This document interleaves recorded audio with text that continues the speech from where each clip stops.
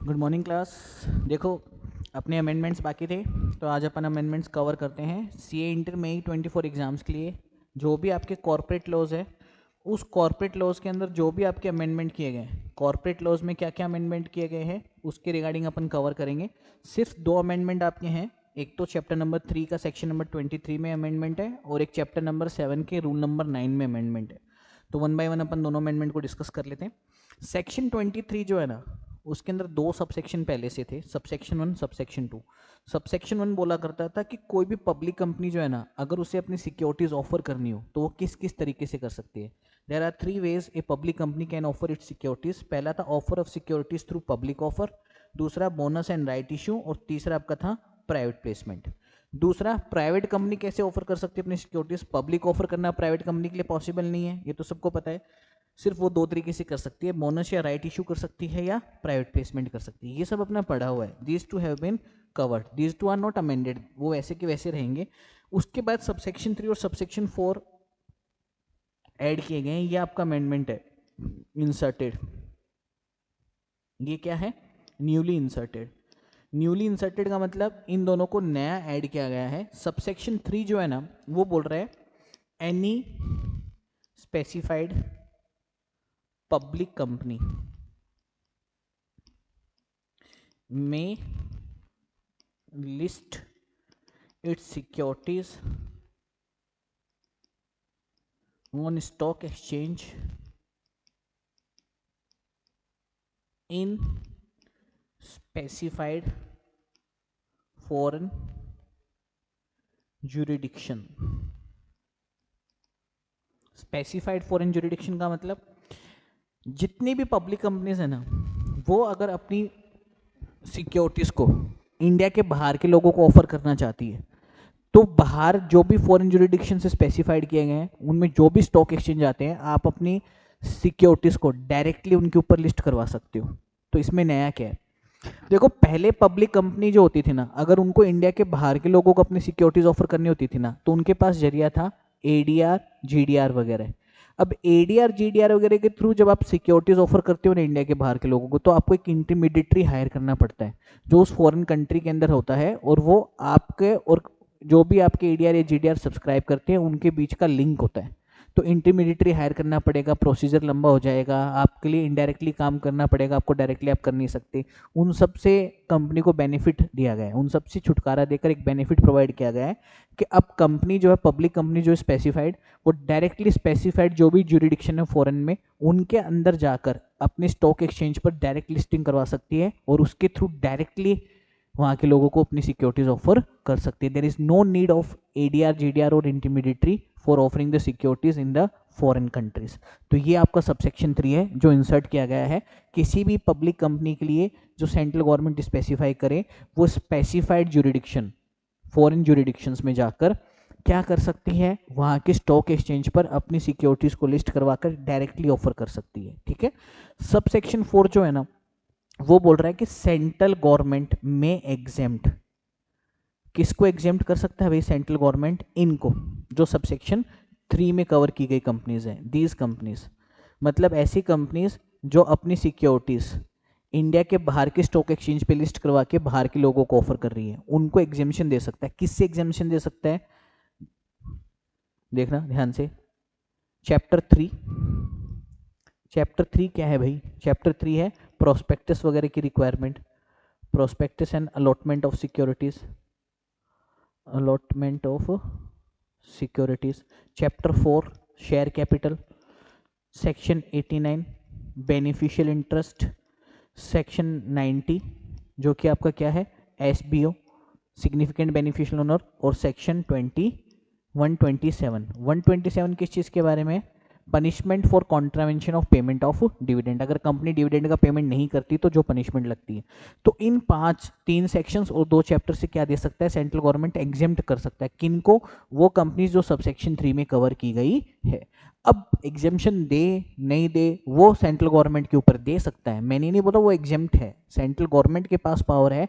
If central government decides to, वो subsection 3 में जो भी कंपनीज कवर की गई है जो इंडिया के बाहर फॉरेन जुरिडिक्शन में जाकर वहाँ के स्टॉक एक्सचेंज पर अपनी सिक्योरिटीज लिस्ट कराकर फॉरेन पीपल्स को अपनी सिक्योरिटीज ऑफर करती है, उनको एग्जेम्पशन मिल सकती है चैप्टर 3, चैप्टर 4, सेक्शन 89, सेक्शन 90 और सेक्शन 127 की रिक्वायरमेंट से।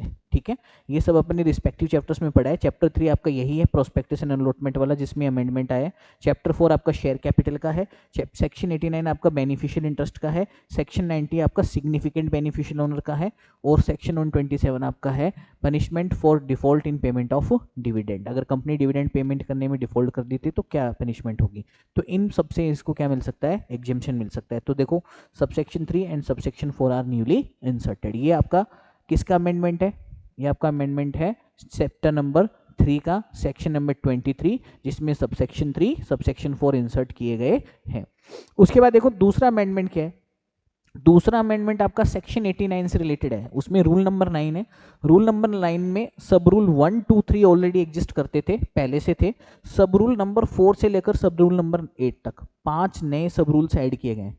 देखो सब रूल 1, 2, 3 अपन पढ़ चुके हैं, वो क्या थे। सब रूल 1 बोलता है कि कोई भी रजिस्टर्ड ओनर जो होता है कंपनी में, रजिस्टर्ड ओनर का मतलब क्या हुआ भाई, जैसे मान लो कंपनी में मेरे नाम से शेयर्स है लेकिन मालिक मैं नहीं हूँ, मालिक कोई और है, नाम शेयर मेरे नाम से, मालिक मान लो कोई मिस्टर ए है, तो मैं रजिस्टर्ड ओनर कहलाऊंगा, मिस्टर ए बेनिफिशियल ओनर कहलाएगा। तो जो भी रजिस्टर्ड ओनर होता है जिसके नाम से शेयर रजिस्टर्ड है लेकिन वो उसका बेनिफिट नहीं ले रहा, वो उसका फायदा नहीं ले रहा, तो उस व्यक्ति को 30 दिन के अंदर अंदर रजिस्ट्रेशन के एमजीटी फॉर्म में कंपनी को बताना पड़ता है कि मैं बेनिफिशियल ओनर नहीं हूं, मैं सिर्फ रजिस्टर्ड ओनर हूं।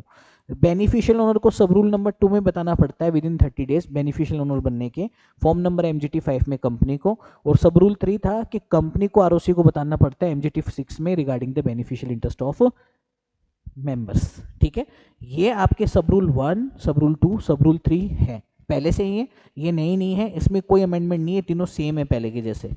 चेंज कहाँ हुआ है, चेंज हुआ है सब रूल 4, 5, 6, 7 और 8, these are newly inserted, these are newly inserted, ये नए इंसर्ट किए गए आपके। है क्या ये, सब रूल नंबर 4 बोलता है every company for communicating with ROC or authorized person, authorized officer regarding beneficial interest in shares, appoint a DP। DP का मतलब डेजिग्नेटेड पार्टनर नहीं है भाई, डीपी का मतलब डेजिग्नेटेड पर्सन है। मतलब क्या है कि हर कंपनी, अब देखो कंपनी के ऊपर थोड़ी सी रिस्पॉन्सिबिलिटी बढ़ाई गई है। कंपनी को बोला गया है कि आप अपनी कंपनी में एक ऐसे पर्सन को अपॉइंट करोगे, डेजिग्नेटेड पर्सन को, जो बेनिफिशियल इंटरेस्ट के रिगार्डिंग जो भी कम्युनिकेशन करना हो, जो भी कोऑपरेशन करना हो किसी आरओसी से या कोई भी अथोराइज्ड पर्सन ऑफिसर जो होता है गवर्नमेंट वगैरह का, उनसे, तो वो पर्सन आप अपॉइंट करके रखोगे कि ये पर्सन है, यही पर्सन इसकी जिम्मेदारी संभालेगा। अब डेजिग्नेटेड पर्सन होगा कौन, who will be DP, designated person होगा कौन, सवाल ये। कोई नया पर्सन अपॉइंट करना पड़ेगा क्या, नहीं, नया पर्सन अपॉइंट नहीं करना पड़ेगा। अगर आपकी कंपनी में कंपनी सेक्रेटरी है तो वो होगा, और अगर कंपनी सेक्रेटरी नहीं है या है तो भी आप की मैनेजर पर्सन को भी अपॉइंट कर सकते हो। और तीसरा आप कर सकते हो किसी भी डायरेक्टर को, every director is eligible to be DP if there is no, लेकिन डायरेक्टर कब अपॉइंट हो सकता है, if there is no CS and KMP, दोनों ही नहीं होनी चाहिए। अगर आपकी कंपनी में कंपनी सेक्रेटरी का अपॉइंटमेंट है, कंपनी सेक्रेटरी अपॉइंटेड है, तो आप उसको या की मैनेजर पर्सन को क्या बनाओगे, डायरेक्ट डेजिग्नेटेड पर्सन बनाओगे। अगर वो दोनों ही पोस्ट खाली है, ना तो कोई की मैनेजर पर्सन है कंपनी में, ना ही कोई कंपनी सेक्रेटरी है, तो फिर आप किसी भी डायरेक्टर को क्या बना सकते हो, डेजिग्नेटेड पर्सन बना सकते हो। सब रूल 6 बोलता है डीम्ड डीपी। डीम्ड डीपी का क्या मतलब हुआ भाई, अगर कंपनी ने अपॉइंट नहीं कर रखा, मान लो डीपी कंपनी ने अपॉइंट नहीं किया, या जब तक कंपनी डेजिग्नेटेड पर्सन अपॉइंट नहीं करती तब तक किसे डीपी मान लेंगे अपने आप, सबसे पहले वही सीएस कंपनी सेक्रेटरी को मानेंगे अगर है तो, और किसको मान लेंगे, एमडी या मैनेजर को, इफ नो सीएस, अगर सीएस नहीं है तो, और एवरी डायरेक्टर, हर डायरेक्टर को मान लेंगे। कब मानेंगे हर डायरेक्टर को, if no CS, no MD, no manager. अगर तीनों ही नहीं है, किसी कंपनी में ना तो एमडी अपॉइंटेड है, ना मैनेजर अपॉइंटेड है, ना सीएस अपॉइंटेड है, तो फिर हर डायरेक्टर आपका डीम्ड डीपी माना जाएगा। डीपी क्या होता है भाई?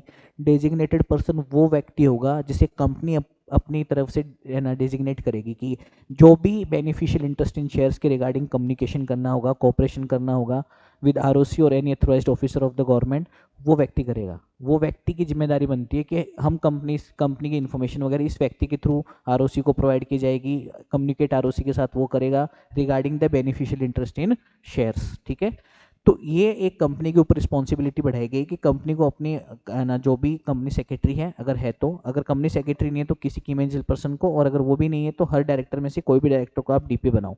अगर कंपनी डीपी नहीं बनाती तो कंपनी सेक्रेटरी अगर होगा तो उसे ऑटोमेटिकली डीपी मान लिया जाएगा। अगर कंपनी सेक्रेटरी नहीं है कंपनी में, तब आप मैनेजर या डायरेक्टर, मैनेजिंग डायरेक्टर या फिर आप मैनेजर को मानोगे। और अगर मैनेजर और एमडी डायरेक्टर भी अपॉइंटेड नहीं है, फिर हर डायरेक्टर कंपनी का डीम्ड डीपी माना जाएगा। ये आपका सब रूल 4, सब रूल 5 और सब रूल 6 है।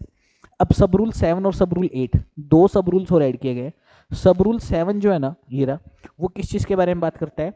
Annual return. बोले सर एनुअल रिटर्न तो सेक्शन 92 में है। बिल्कुल, सेक्शन 92 की जो एनुअल रिटर्न है उसी की बात कर रहे हैं। उसमें आपको क्या देनी पड़ेगी? Details of DP.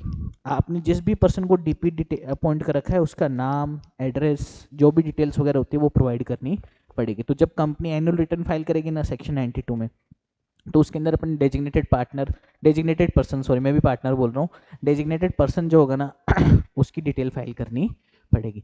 और सब रूल 8 क्या बोलता है? Changes in DP. अगर डेजिग्नेटेड पर्सन के अंदर कोई भी चेंज होता है, आपने बदल दिया या वो छोड़कर चला गया तो आपको किसी और को बनाना पड़ा डीपी, तो उस केस में क्या होगा? आपको फॉर्म नंबर GNL9, ये क्या है? ई फॉर्म है। एक बार चेक कर लेते हैं, ये फॉर्म नंबर है ना, देखो आपके अमेंडमेंट से, ये देखो ये आपके अमेंडमेंट रहे जो इंस्टीट्यूट के द्वारा दिए गए हैं। ये देखो GNL2 है, सॉरी GNL2 है, तो उसको GNL2 कर देते अपन। GNL2 के अंदर आपको क्या करना पड़ेगा? GNL2 फॉर्म में आपको क्या करना पड़ेगा? GNL2 में आपको बताना पड़ेगा आरओसी को।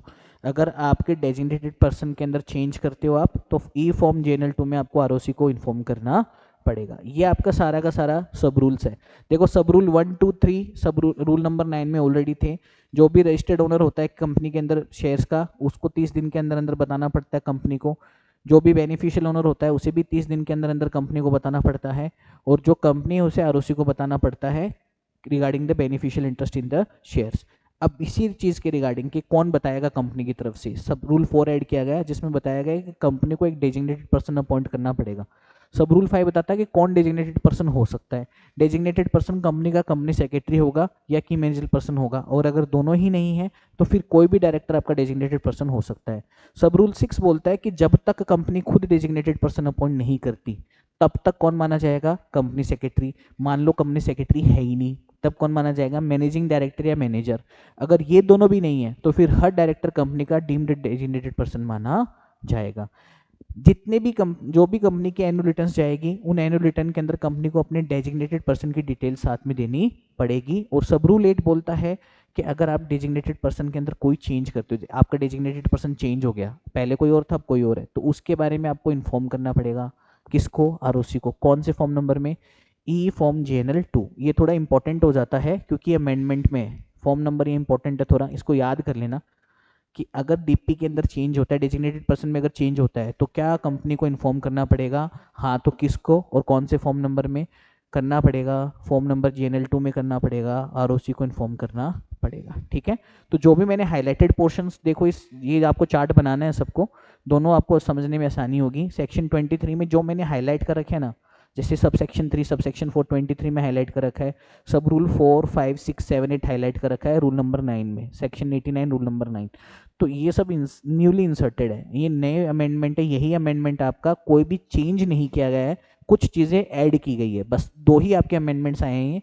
इन 2 अमेंडमेंट्स के साथ ही अपना अमेंडमेंट का टॉपिक कंप्लीट होता है। इसके अलावा कोई में 2024 एग्जाम्स के लिए CA इंटर कॉर्पोरेट लॉ या अदर लॉज में चेंजेस नहीं है। सिलेबस चेंज हुआ है वो तो आप लोगों को ऑलरेडी इन्फॉर्म किया जा चुका है, पढ़ाया भी जा चुका है। उसके अलावा कोई चेंजेस नहीं है, अमेंडमेंट्स कुछ नहीं है इसके अलावा। तो यहाँ पर अमेंडमेंट अपने होते हैं